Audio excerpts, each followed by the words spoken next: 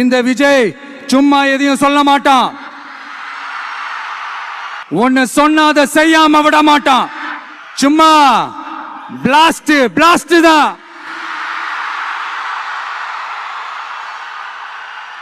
வெளியில போக பர்மிஷன் கிடைச்சவன கூடிய சீக்கிரம் வெளியில வருவோம். அதனாலதான் இப்படி ஒரு ஏற்பாடு. எல்லாரும் இருந்து சாப்பிட்டு போகணும். நாட்டுக்காக உழைப்பதற்கே அண்ணா பிறந்தார்.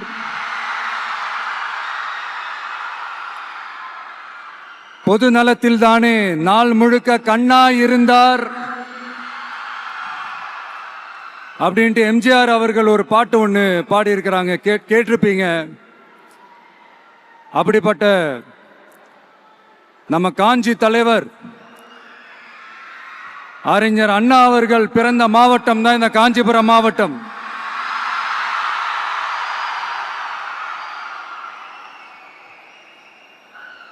தன்னுடைய வழிகாட்டின்றதுனாலேயே தான் ஆரம்பிச்ச கட்சியினுடைய கொடியில அறிஞர் அண்ணா அவர்களை வச்சவர் எம்ஜிஆர். ஆனா அறிஞர் அண்ணா அவர்கள் ஆரம்பிச்ச அந்த கட்சியை அதுக்கப்புறம் கைப்பற்றினவங்க என்னெல்லாம் பண்றாங்கன்னு நான் சொல்லிதான் உங்களுக்கு தெரியணுமா என்ன? மக்களே, உங்களுக்கு தான் அது நல்லா தெரியுமே.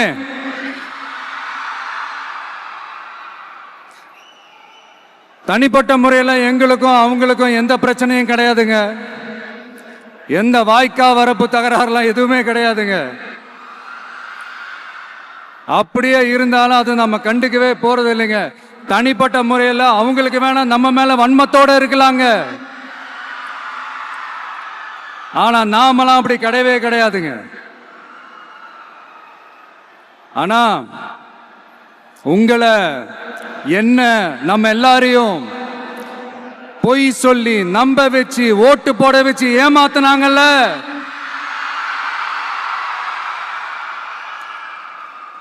அப்படி ஏமாத்தி ஆட்சிக்கு வந்து நல்லது செய்யற மாதிரி நடிக்கிறாங்கல்ல, நாடகம் ஆடுறாங்கல்ல, அவங்கள எப்படி நம்ம கேள்வி கேட்காம இருக்க முடியும்? அதனால அவங்கள நம்ம கேள்வி கேட்காம விட போறதே இல்லை.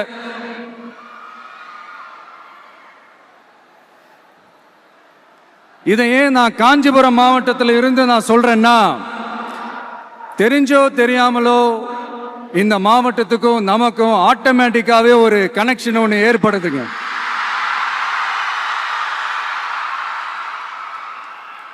ஏன்னா நம்மளுடைய முதல் கள பயணத்தை தொடங்கினதே பரந்தூர்ல இருந்து தான். பரந்தூருக்கு போய் அந்த மண்ணில் நின்று அந்த மக்களுக்காக கேள்வி கேட்டதும் இதே அண்ணா அவர்கள் பிறந்த காஞ்சிபுரம் மாவட்டம் தான். இன்னைக்கு ஒரு பெரிய மனவேதனைக்கு அப்புறம் இந்த மக்கள் சந்திப்பு நிகழ்ச்சிக்கு வந்திருக்கிறதும் அதே அண்ணா அவர்கள் பிறந்த காஞ்சிபுரம் மாவட்டம் தான்.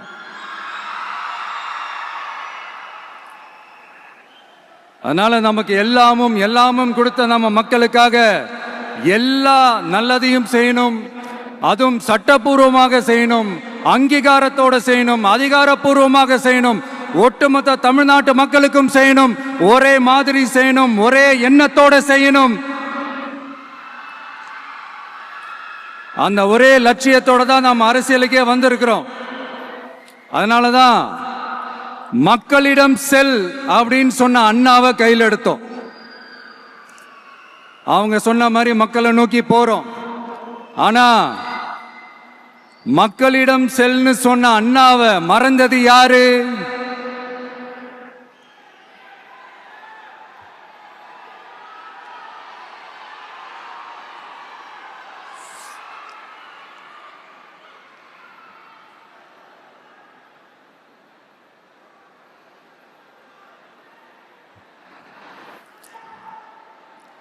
கொள்கையா? அதனப்பா கிலோ என்ன விலை என்னன்னு கேட்கிற அளவுக்கு அப்படி ஒரு கட்சியை ஒன்று நடத்திக்கிட்டு அந்த கட்சியினுடைய தலைவர் தமிழ்நாட்டு முதல்வர் சொல்றாரு, நமக்கு கொள்கை இல்லையா. எப்படி? நமக்கு கொள்கை இல்லையா? பிறப்புக்கும் எல்லா உயிருக்கும்னு ஒரு அடிப்படை கோட்பாட்டை நம்ம கட்சியினுடைய ஒரு முக்கிய கோட்பாட்டை அறிவிச்ச நமக்கு கொள்கை இல்லையா? எல்லாருக்கும் எல்லாமும் கிடைக்கணும், சமூக நீதி கிடைக்கணும், அந்த சமூக நீதி உண்மையான சமூக நீதியா இருக்கணும், சாதி வாரி கணக்கெடுப்பு நடத்தணும்னு ரொம்ப ஸ்ட்ராங்கா சொன்ன நமக்கு கொள்கை இல்லையா? CAA அறிவிச்சதுக்கு அப்புறம் அப்ப நம்ம கட்சி ஆரம்பிக்கிறதுக்கு முன்னாடியே எதிர்த்த நமக்கு கொள்கை இல்லையா? வகுப்பு சட்டத்தை எதிர்த்து உச்ச நீதிமன்றத்துக்கு முதல்ல போன நமக்கு கொள்கை இல்லையா? நீட்ட வந்தா ஒழிச்சிருவேன், நீட்ட வந்தா அழிச்சிருவேன், ஆட்சிக்கு வந்தவனே ரத்து செய்யறதே நீட்ட தான், அப்படி இப்படின்னு கதையெல்லாம் விடாம கல்விய மாநில பட்டியலில் சேர்க்கணும்னு சொன்னதோட மட்டும் இல்லாம அதுக்கு ஒரு இடைக்கால தீர்வை சொன்ன நமக்கு கொள்கை இல்லையா? சமத்துவம் சம வாய்ப்புன்னு ரொம்ப ஸ்ட்ராங்கா சொன்ன நமக்கு கொள்கை இல்லையா? இப்படி கொள்கையை வெறும் பேச்சில மட்டுமே பேசிக்கிட்டு எல்லா கொள்கையும் அண்டர் கிரவுண்ட்ல அடக்கி வச்சுக்கிட்டு என்னமோ இவங்களுக்கு மட்டும்தான் எல்லா கொள்கையும் குத்தகைக்கு எடுத்த மாதிரி. இவங்க கொள்கையே கொள்ளை தானே. எப்படி? இவங்க கொள்கையே கொள்ளை தானே. இதெல்லாம் மக்களுக்கு யாருக்கும் தெரியாதுன்னு நினைச்சிட்டு இருக்கீங்களா?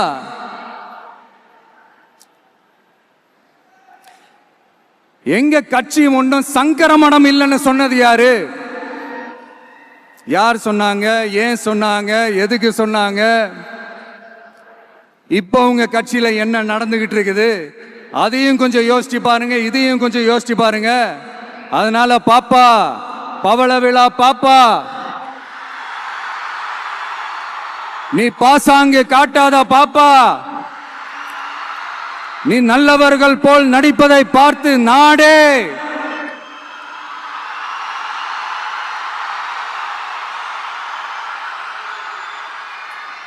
பாப்பான்னு சொன்னோம்.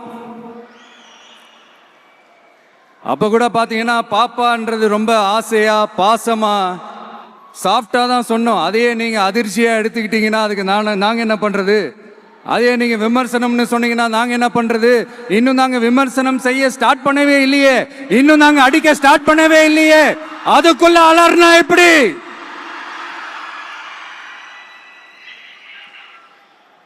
அதனால உங்க அரசவை புலவர்கள் யாராவது இருந்தாங்கன்னா கர்ச்சீஃப் எடுத்து அவங்க கண்ணீரை துடைத்து விடுங்கள். சரி, அது அவங்க பிரச்சனை, அவங்க பார்த்துக்கிட்டோம்.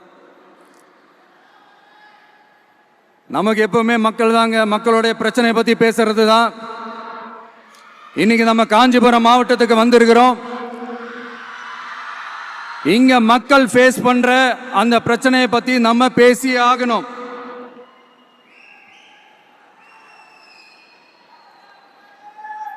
இந்த காஞ்சி மண்ணை வாழ வைக்கிற ஜீவ நதி பாலாறு, உயிர் நதி பாலாறு. இந்த மக்களோட உயிரோடவும் ரத்தத்தோடும் கலந்து ஓடுவது பாலாறு. அந்த பாலாறை இன்னைக்கு பெரியார் பெயரையும் அண்ணா பெயரையும் சும்மா பேருக்கு வச்சுக்கிட்டு ஆட்சி நடத்துறவங்க என்ன பண்றாங்க தெரியும்ல? சுரண்டிட்டாங்க, கொள்ளையடிச்சிட்டாங்க, நாசம் பண்ணிட்டாங்க, மோசம் பண்ணிட்டாங்கன்னு இன்னும் என்ன வேணாலும் சொல்லலாம். ஆக மொத்தம் அழிச்சிட்டாங்க. இதை நான் ஏதோ போற போக்கில் ஏதோ அடிச்சு விடலங்க, ஆதாரத்தோட தான் சொல்றேன். அனுமதிக்கப்பட்ட அந்த லெவலை தாண்டி 22,70,000 யூனிட் மணலை கொள்ளையடிச்சிருக்கிறாங்க. ஆக மொத்தம் இதுல அவங்க அடிச்ச கொள்ளை எவ்வளவு தெரியுமா? ரொம்பலாம் இல்ல, கம்மி தான். 4,730 கோடி. கம்மி தான் இல்ல?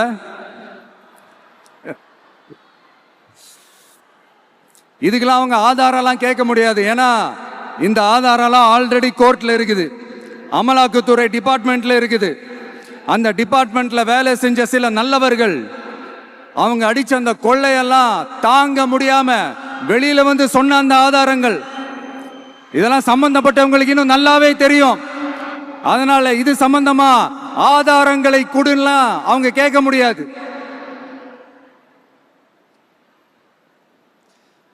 மணலை கொள்ளையடிச்சா நீர்நிலைகள் அழியும், ஏரி குளம் கண்மா எல்லாம் அழியும். இதெல்லாம் அழிஞ்சா விவசாயம் அழியும், விவசாயம் அழிஞ்சு போனா விவசாயிகள் அழிஞ்சிருவாங்க. ஆக மொத்தம் நாம் எல்லாரும் மொத்தமா அழிஞ்சு போக வேண்டியதுதான். இப்படி மேல இருந்து கீழே வரைக்கும் ஒரு கட்சியை சிண்டிகேட் போட்டு கொள்ளையடிக்கிறத கேள்விப்பட்டிருக்கிறீங்களா மக்களே? இதே காஞ்சிபுரத்தோட உலக பெருமை நம்ம பட்டும் கைத்தறி துணியும் அதை தயாரிச்சு கொடுக்கிற கைத்தறி நெசவாளர்களும் தான். காஞ்சிபுரம் பட்டுன்னு சொன்னா உலகத்துக்கே தெரியும். ஆனா அதை தயாரிச்சு கொடுக்கிற நெசவாளர்கள் நிலை என்ன தெரியுமா?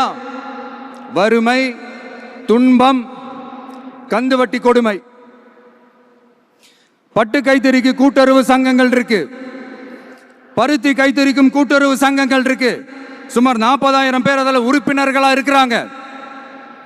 அது போக சாய தொழில், தறிப்பட்டறை தொழில் இதை நம்பி 40,000 குடும்பங்கள் இருக்கு. ஆனா அவங்களோட ஒரு நாள் கூலி எவ்வளவு தெரியுமா? வெறும் 500 ரூபா தான். அதை கொஞ்சம் அதிகப்படுத்தி கொடுங்கன்னு போராடி போராடி பார்த்து ஒன்றும் நடக்கல. இதோட அவங்க கஷ்டம் முடிஞ்சுதா? வடகிழக்கு பருவமழை அந்த 500 ரூபா கூலிக்கு வேட்டு வச்சிடுச்சு. எப்படி விவசாயிகள் டெல்டா மாவட்டங்களில் மழையால பாதிக்கப்பட்டாங்களோ அவங்கள கண்டுக்காம எப்படி இந்த அரசாங்கம் கைவிட்டுடுச்சோ அதே மாதிரி தான் நம்ம கைத்தறி நெசவாளர்களும் மழையால பாதிக்கப்பட்டிருக்கிறாங்க. அடுத்து இந்த காஞ்சிபுரம் மாவட்டத்தோட பஸ் ஸ்டாண்டு 60 வருஷத்துக்கு முன்னாடி கட்டினதான். அண்ணா அவர்கள் ஆட்சிக்கு வந்தப்போ கட்டியிருப்பாங்க போல. அது இன்னும் புதுப்பிக்க கூட முடியாம கேட்டா என்ன சொல்லுவாங்க?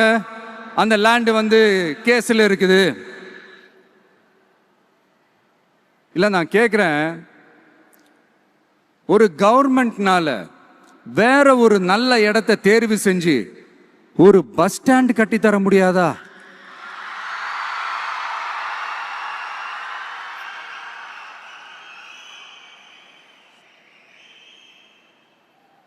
பிரச்சனை என்ன தெரியுமாங்க? அவங்களுக்கு மக்களை பத்தி யோசிக்கிறதுக்கே நேரம் இல்லை. அதுதான் பிரச்சனை. அடுத்து பாலாஜாபாத் பக்கத்துல அவலூர் ஏரி இருக்கு. அது பாலாற்றை விட உயரமா இருக்கு.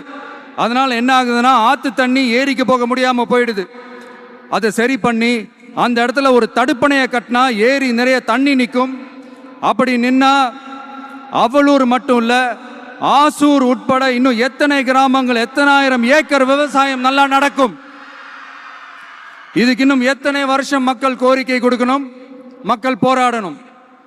இந்த பிரச்சனையெல்லாம் இருக்கிற அதே காஞ்சிபுரம் மாவட்டத்தில் தான் பரந்தூர் ஏர்போர்ட் கட்டுற பிரச்சனையும் இருக்குது. அந்த பிரச்சனையில கண்டிப்பா நாங்க விவசாயிகள் பக்கம் தான் நிற்போம். அதுல எந்த மாற்று கருத்துமே கிடையாது. இந்த கவர்மெண்ட் பரந்தூர் விவகாரத்தில் எங்களுக்கோ இல்ல விவசாயிகளுக்கோ எந்த விதமான காரணங்கள் சொல்லி எஸ்கேப் ஆகவே முடியாது.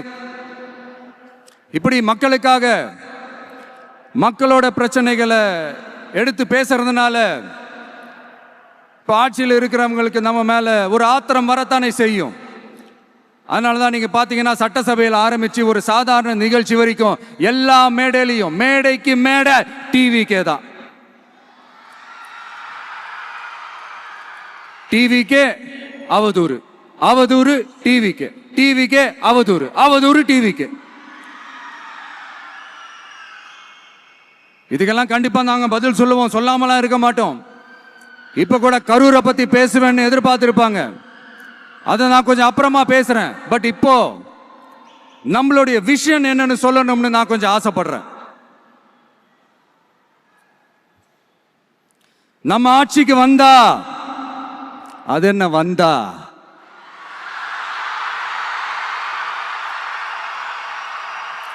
வருவோம்,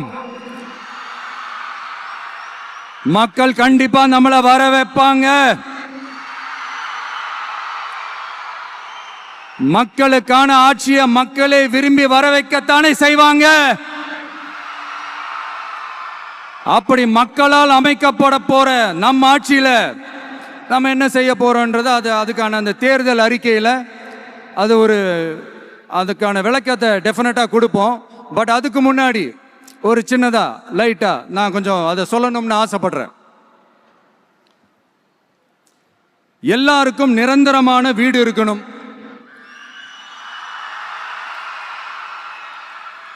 ஒவ்வொரு வீட்டுக்கும் ஒரு மோட்டார் சைக்கிள் வாகனம் உறுதியா இருக்கணும்.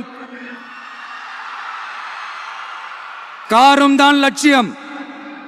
அதுக்கான வசதி வாய்ப்பை உருவாக்குற அளவுக்கு பொருளாதார வளர்ச்சிக்கு வழியை உண்டாக்கணும். ஒவ்வொரு வீட்டில் இருக்கிற ஒவ்வொருத்தரும் மினிமம் டிகிரி படிச்சிருக்கணும்.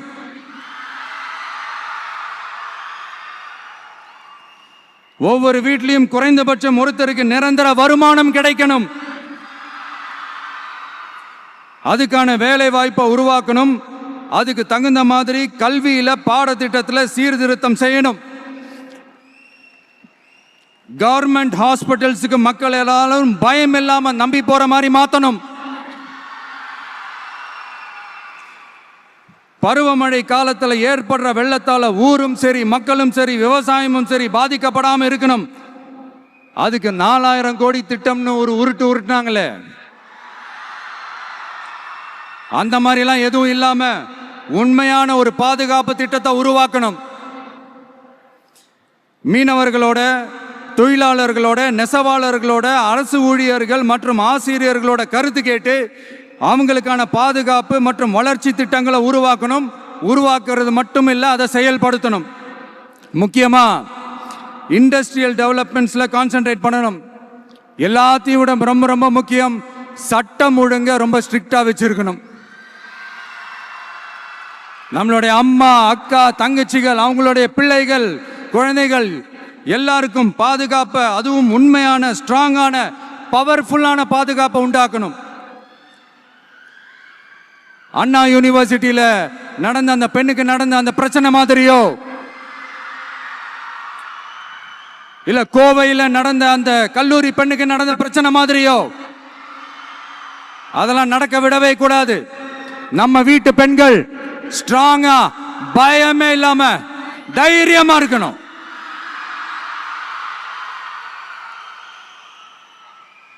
இதை எப்படி செயல்படுத்த போறோன்றது முன்னாடி சொன்ன மாதிரி நம்மளுடைய தேர்தல் அறிக்கையில் அதுக்கான விளக்கத்தை ரொம்ப டீட்டெயில்டாக கொடுப்போம். நான் சும்மா மற்றவங்க மாதிரி அவங்கள மாதிரி எல்லாத்தையும் அடிச்சு விட்டுட்டு ஏமாத்துற வேலையெல்லாம் இங்கே கிடையாது நம்ம கிட்ட. நான் மறுபடியும் சொல்றேன், நம்ம அரசியலுக்கு வந்தது உங்களுக்கு நல்லது நல்லது நல்லது மட்டுமே செய்யறது தான். எங்களுக்கு வேற எந்த அஜெண்டாவும் கிடையாது. அதனாலதான் பாத்தீங்கன்னா கொள்கை எதிரி யாரு, அரசியல் எதிரி யாருன்னு திட்டவட்டமா சொல்லிட்டு அது வெளியே சொல்லிட்டு களத்துக்கு வந்திருக்கிறோம். அதுல எந்த விதமான குழப்பமோ எந்த விதமான ஊசலாட்டமோ எதுவுமே இருக்க போறதில்ல. இந்த விஜய் சும்மா எதையும் சொல்ல மாட்டான். ஒன்னு சொன்னா அதை செய்யாம விட மாட்டான். அது மக்களுக்கு நல்லாவே தெரியும். அப்புறம் ஒரு அதிசயம் சொல்ல முடியாது, இது ஒரு கண்டுபிடிக்க முடியாத ஒரு உண்மைன்னு சொல்லலாம். அது என்னப்பா, அது தற்குறியா?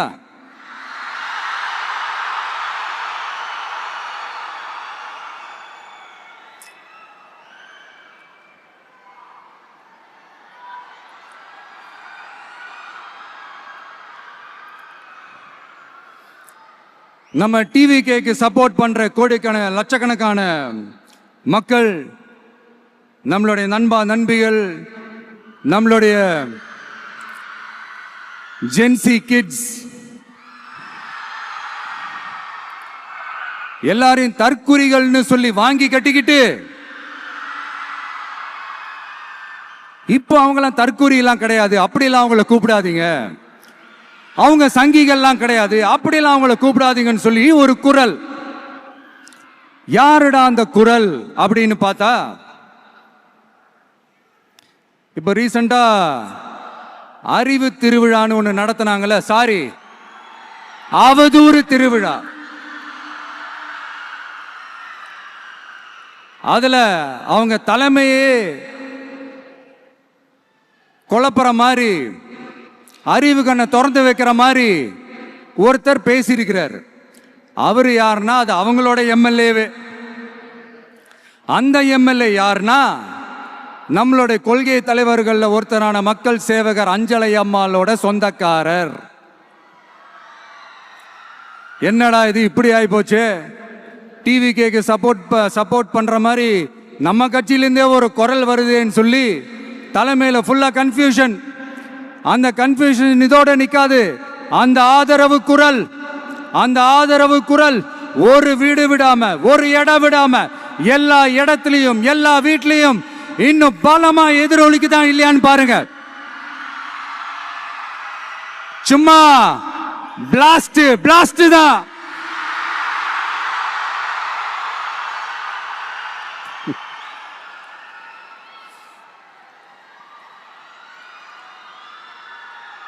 இது இன்னைக்கு நேத்தெல்லாம் நடக்கலங்க.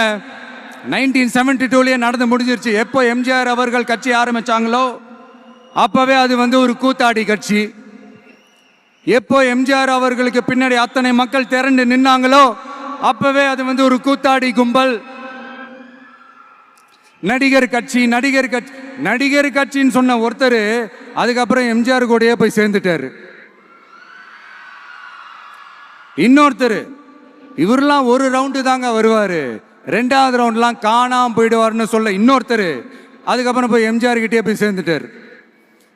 ஸோ இந்த மாதிரி இவங்க 2 பேர் மட்டும் இல்ல, ஒட்டுமொத்த தமிழ்நாட்டு மக்களும் எம்ஜிஆர் அவர்கள் கூட தானே போய் சேர்ந்தாங்க.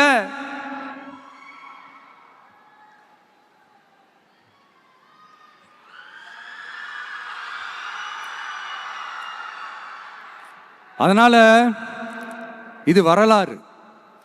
இந்த வரலாறு நம்மளை விட அவங்களுக்கு இன்னும் நல்லாவே தெரியும். அதனால தான் பார்த்தீங்கன்னா 53 வருஷமா அதே கதறல்கள். கூத்தாடி கூட்டம், நடிகர் கட்சி, நடிகர் கூட்டம், இப்படி. மர்மயோகின்ற ஒரு படத்துல அவருடைய கேரக்டர் பேர் கரிகாலன். அதுல ஒரு சூப்பர் டயலாக் ஒன்று சொல்லியிருப்பாரு. குறி வைத்தால் தவற மாட்டேன், தவறுமானால் குறியே வைக்க மாட்டேன்.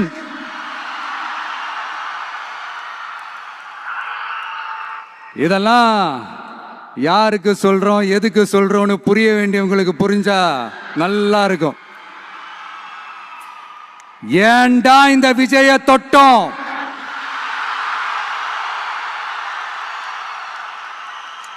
ஏண்டா விஜய் கூட இருக்கிற அந்த மக்களை தொட்டோம் நினைச்சு ஃபீல் பண்ண போறீங்க.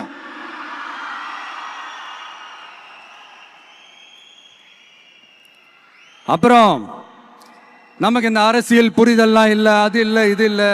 அப்புறம் நான் கேட்கிறேன், மக்கள் எல்லாரும் உங்களுக்கு தற்குறிகளா?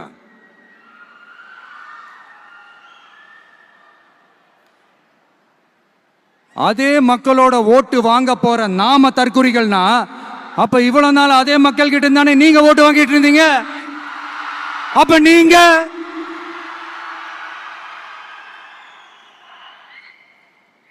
அந்த மக்களுக்கு நீங்க காட்டுற மரியாதையும் நன்றியும் இதுதானா? ஒண்ணு மட்டும் சொல்றேன், எழுதி வச்சுக்கோங்க. இந்த தற்குறின்னு சொல்றீங்கல்ல, இந்த தற்குறிகள்லாம் ஒன்னா சேர்ந்துதான் வாழ்நாள் பூரா விடையை கண்டுபிடிக்காத முடியாத அளவுக்கு உங்க அரசியலே ஒரு கேள்விக்குறியாக்க போறாங்க.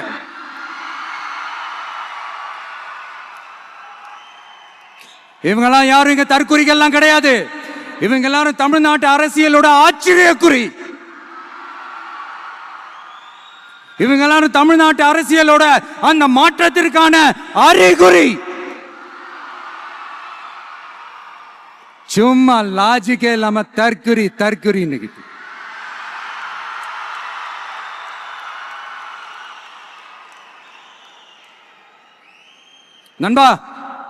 நண்பி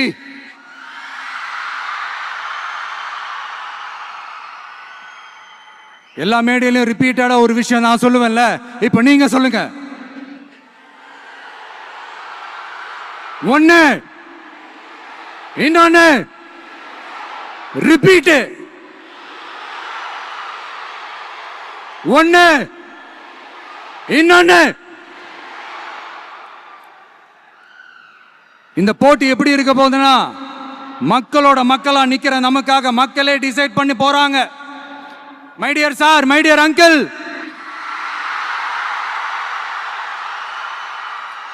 ஆல்ரெடி டிசைட் பண்ணியாச்சு.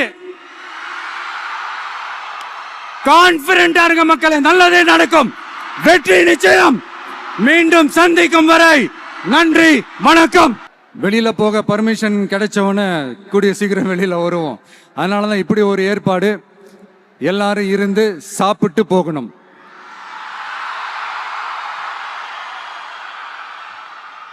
நன்றி, வணக்கம். சொல்ல மறந்துட்டேன், என் நெஞ்சில் குடியிருக்கும்